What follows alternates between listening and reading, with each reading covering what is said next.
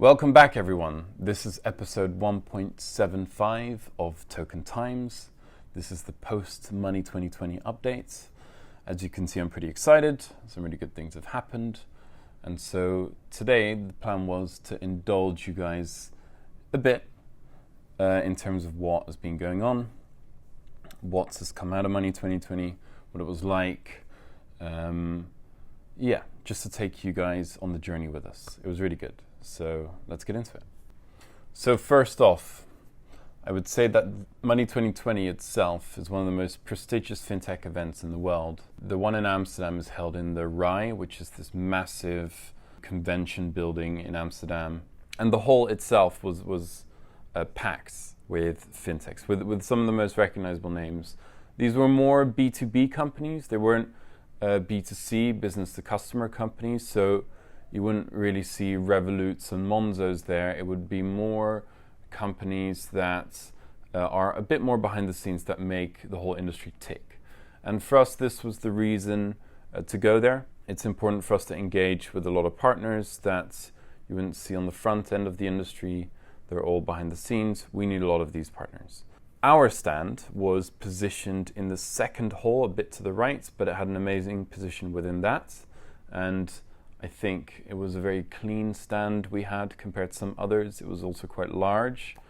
We were manning it with, I guess, up to 8 people at a time. 8 of us went there, but most of the time it would be like 4 people on the stand. The other 4 would be either talking to other partners somewhere else at the event or attending some of the many interesting speeches, I guess. We met most of the large, interesting, high-quality issuers, program managers, processors in the industry.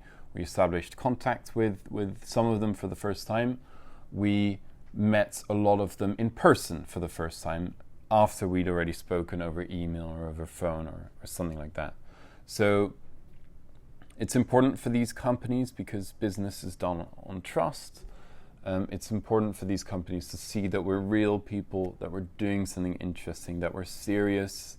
And that is exactly the feeling we established. We've literally even had people come to the stand and like out loud say that they were impressed by our team and by, how serious we're taking what we're trying to do. And so that's always very good to hear if people are quite literally saying that we look good and we're saying the right things. So that was good. In terms of demoing the app, I guess I was really happy that we were able to get all the last stuff we needed working for the demo live. And so we were able to demo the fully functional wallets, which is pretty amazing. To almost everyone we demoed it to, some people just didn't get it because they don't understand smart contracts and Ethereum. The people who did understand Ethereum notionally were actually quite amazed. Like pretty much unanimously, people liked the way the app flowed, the design itself, as well as the functionality we were providing. I'd probably say that the amount of times people were blown away by conceptually what our product is trying to do was pretty high. A lot of people were still hooked on to the old ideas within crypto, where you would have a key or a ledger, and us taking them through the logic of why our product makes sense. It almost always evoked a very strong positive reaction. So that was really good, even from some big authorities within the industry. That was very, very, that definitely reinforced our confidence in our products.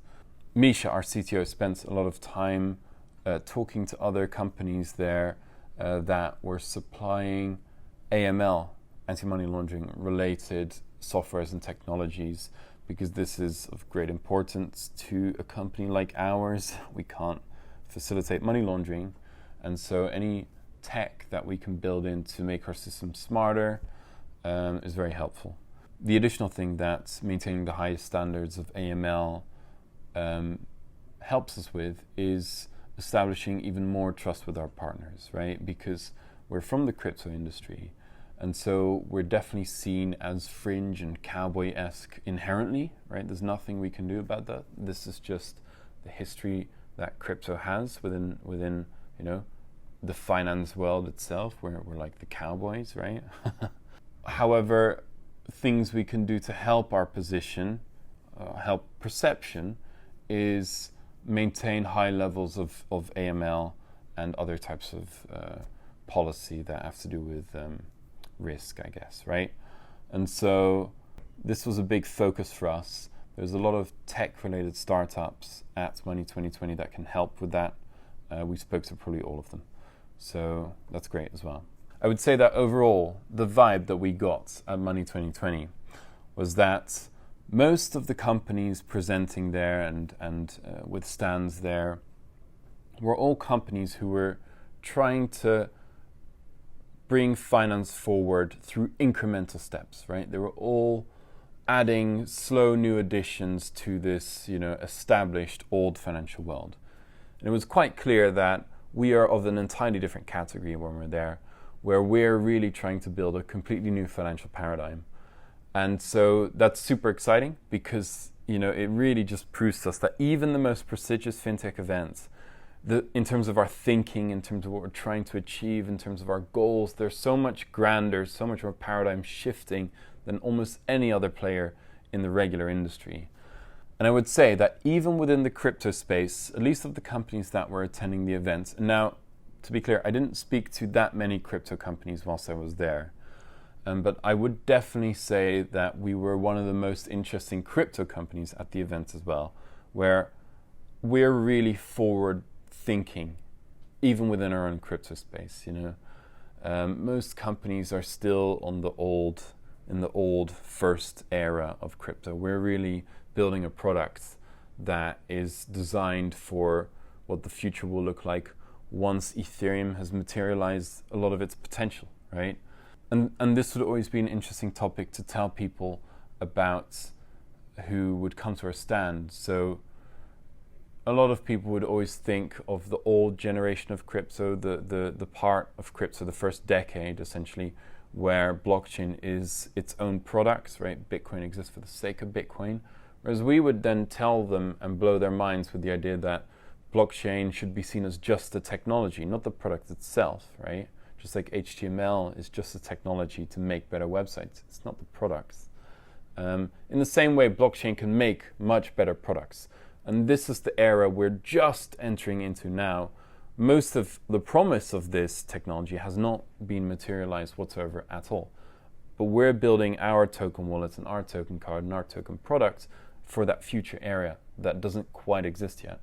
And upon revealing this type of knowledge to people, they would definitely understand where we're trying to go, and they'd be really positive about it. I want to shout out to the team for really coming together in the last week before Money 2020. Some amazing work was done to get the app live, as well as some of the video material that Dan provided for the event itself, which may be a version of which you guys will see later this week. On the second day of Money 2020, we had a community meetup, a small, quick community meetup. I want to thank everyone who attended that. Someone even flew over from the UK. So that was really good. It was nice to see some people again. Everyone was enthusiastic. People got to look at the app, which they really liked. So that was pretty cool. Next time we'll have a bigger community event. This was planned a few days in advance, just because we realized maybe it's nice to reach out to the community again. So yeah, thank you all for coming to that. That was pretty cool.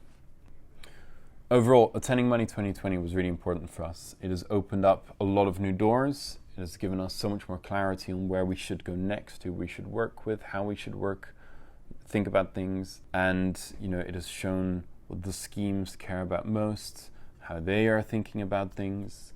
So we definitely exceeded all of our expectations for Money 2020. And my guess is we're definitely going to be there next year with even more spectacle, with more attention still, with a bigger stand maybe. We'll see. It was a big success. Thank you all very much for watching episode 1.75 of TokenTimes. We'll see you on the next one.